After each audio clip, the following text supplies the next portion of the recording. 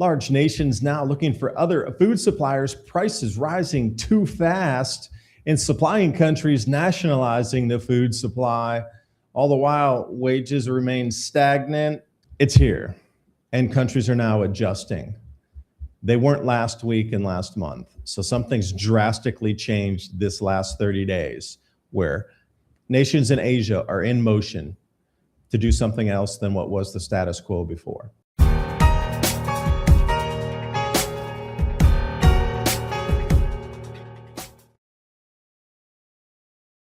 Asian headline of the week: Indonesia's new export rules may disrupt global palm oil trade. That's like saying soybean oil trade disrupted. Now, Indonesia's decided to nationalize food, oil, coal, and ferrous metals coming out of the ground, all going to be state controlled, running through a sovereign wealth fund. So one of their first moves that's going to be causing some disruption is cracking down on illegal oil palm plantations. They've confiscated 4.12 million hectares, which is a little over 9 million acres. And they've given it to state-owned Agrinas Palma. And that falls into the greater plan to nationalize all palm oil. Now, it's not just going to be metals and coal and palm oil. Eventually, it is going to be the fisheries as well. Now, the transactions in that second paragraph there, they're all going to be overseen by PT Danatara, which is a sovereign wealth fund. And along the same veins, copper breaking into uncharted territory, monthly highest close ever above $6, meaning every electronic thing you buy is going to get more expensive. Looking at the plates on the rails here, anything metal coming out of Indonesia now is going to be, well, more tightly controlled as we run into record pricing with copper. And if you think this chart looks like it's up and up, this forecast of above $6 is forecast to go to around $14 per pound, well over doubling this chart here. They'll have to put new bands in it. But jumping back to Danatara, also known as Badan Pengelola, in control of $900 billion of Indonesian assets and natural resources. So I'm giving you the chart here, top 10 sovereign wealth funds, meaning a country that has their own investment program for the country, and they basically nationalize part of their resources, take that profit or monies and put it in and control it through this fund here. This is a way to track, trace everything in the new world. So going down to number 7 on the list, in Asia, you will see that. Now notice the largest regions of the sovereign wealth funds: Asia, Asia, Middle East, Middle East, Asia, Asia, Middle East, Middle East, Asia. Shows you where we are not.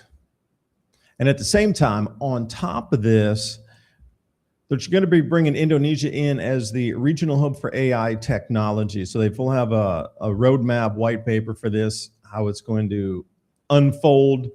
They're into the public consultation now, but the biggest thing is the digitization and tokenization of all assets in Indonesia through artificial intelligence. And you might think that's impossible, but it was thought impossible in China as well. But everybody's got the smartphones. Nobody uses cash anymore. That was a 10-year turnaround.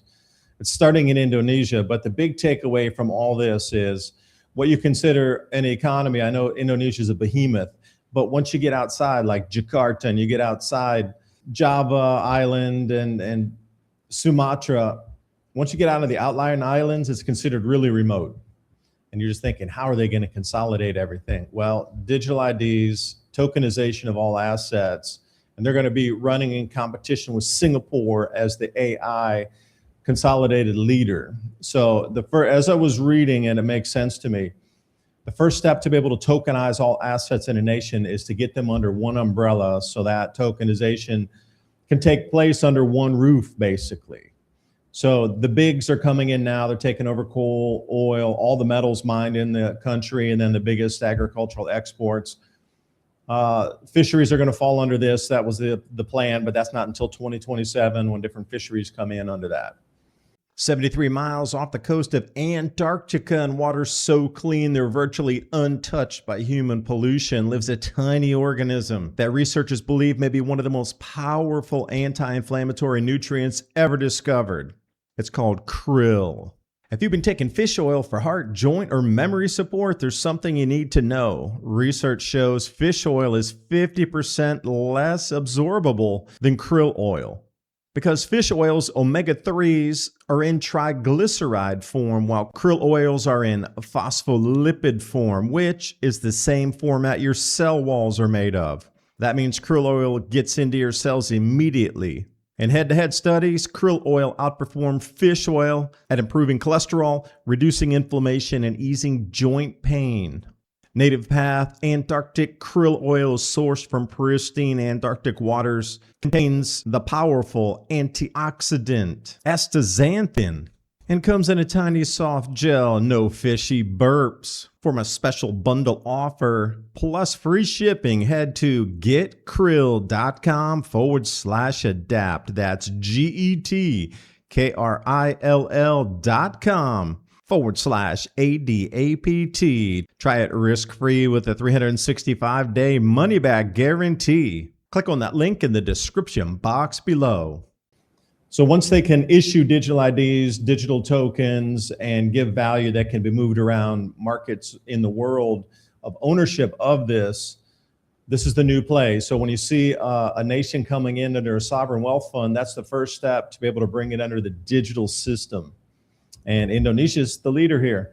So if you look around in Asia, they got Malaysia and Singapore right now as this southern area hubs coming up.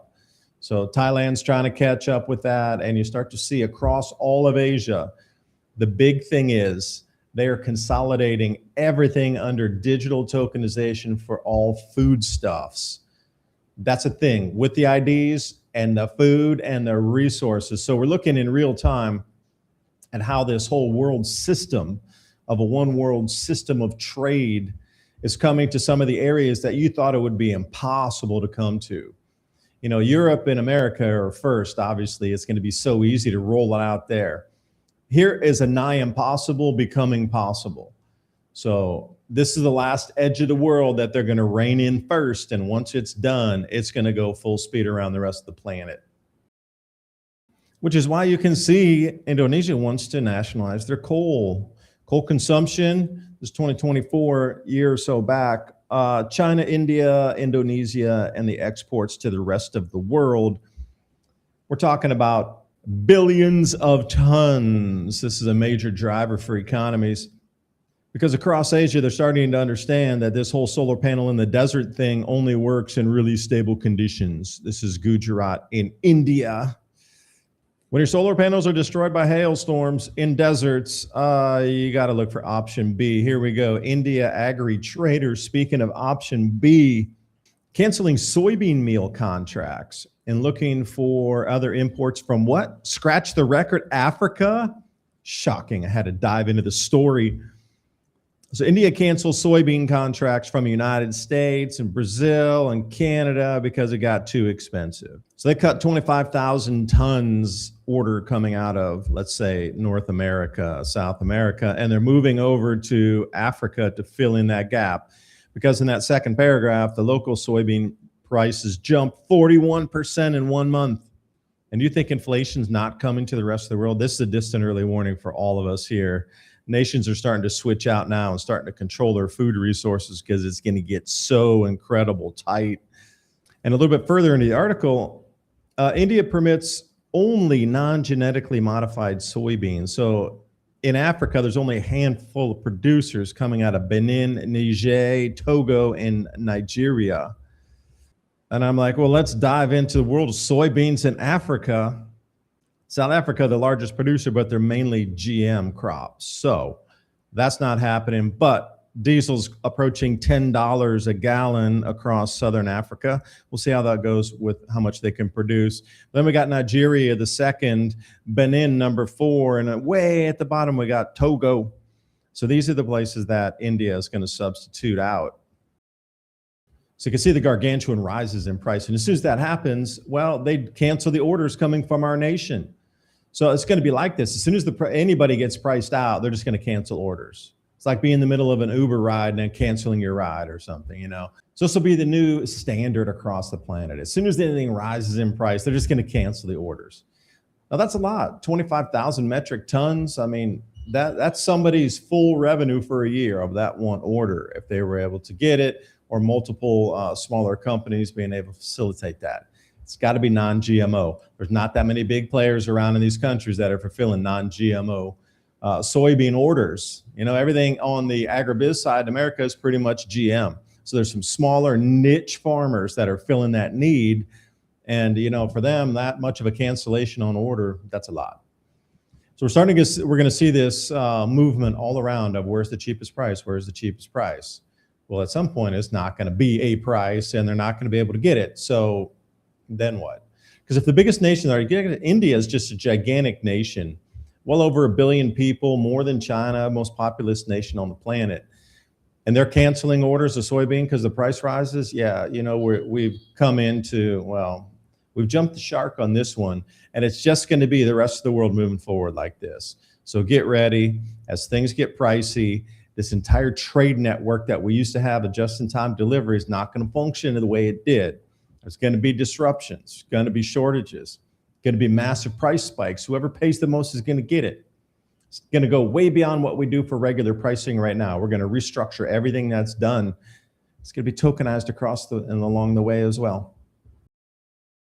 Now, added to this, increasing rice prices, and I'd done a whole thing using AI back in 2023 saying rice prices are going to go way up because of the shortages. I'm in on the wheat doing that for the Patreon channel right now. I'll get that out later today.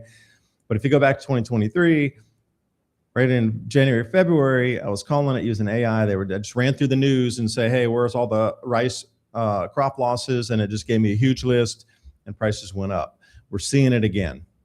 So rice price is going to be going up along with the palm oil. That affects Asia so tremendously. You have no idea how much of that is consumed out here and in the Middle East. But the global food price index overall, not at the highest it was in 2022, but it is starting to head north again. Latest ones from the FAO putting it up about 3% from this last reading that they have. Charts to be announced. Diesel prices, like I say, diesel prices down in Africa around $10 a gallon. Here in the United States, we're looking at around 6. That's going to keep going up until we get this Middle Eastern thing figured out. And how does it all attach to us? Well, average annual wage increases 1994 to 2024. That really hasn't moved much since then, if anything, down a little bit. So I'll use this as our baseline. Where are you on this chart? Because Spain, Italy, and Japan and Morocco have gone down. So the purchasing power for increasing food prices is not there. You can almost look at this and see where some social problems and social unrest will start first based on, oh, wait a minute, we're already seeing it in Japan. We're already seeing it in Italy. We're already seeing it in Spain. It's across the headlines every day. I'm really saying these are related because if people can't buy and afford things, they take it out in different ways. And the outlier, Poland, way up there, 225% increase. See, that nation is going to be a little more stable because they can ride with the inflation wave that's coming. Any of those nations that are in that 100% to the 125%, those first two marks on the chart there, they're going to be struggling because the food costs more, but they're not getting more in their wages.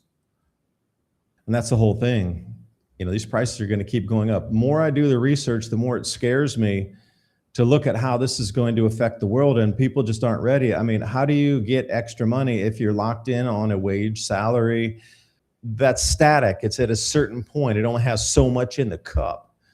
But the prices are going to keep running away for foods. That cup needs to fill. You need to get a bigger cup. And a lot of people aren't able to do that. So how are governments going to respond? So that's the whole thing. And then if they print more money, then it just drives more inflation, which drives the prices higher, which you get into that feedback loop. And we are starting to get there now with these nations starting to nationalize resources. That's already the first thing. You know, every time something goes wrong, then the government wants to control everything. It's the private traders that cause the problem. We're going to take over now. Usually, you know, you've seen through history that doesn't work out well. And now we got the inflation, you know, switching crops everywhere. Oh, let's go to this nation. Let's go to that nation. Let's go to this nation. Let's go to that nation. Well, that's not going to work very long. There's going to be too much disruption in that. So I would just suggest grow some of your own food. Get ready to start getting your summer gardens in. I got a link here, trueleafmarket.com, heirloom and organic seeds for any grow zone on the planet. Check them out. Definitely going to want to get some veg under your belt there. And like I say, some written analysis on different things I'm not putting up here on YouTube. Subscribe Star and Patreon/adapt 2030. I appreciate your time. Hope you got something out of the video. You can see this is just becoming a snowball that is not going to stop. So please share with your friends and family. So hit subscribe, click the notification bell, share this link, cut up the video, share it in social, get that shorts out because we need more solutions right now. So I'll see you next time. Bye for now.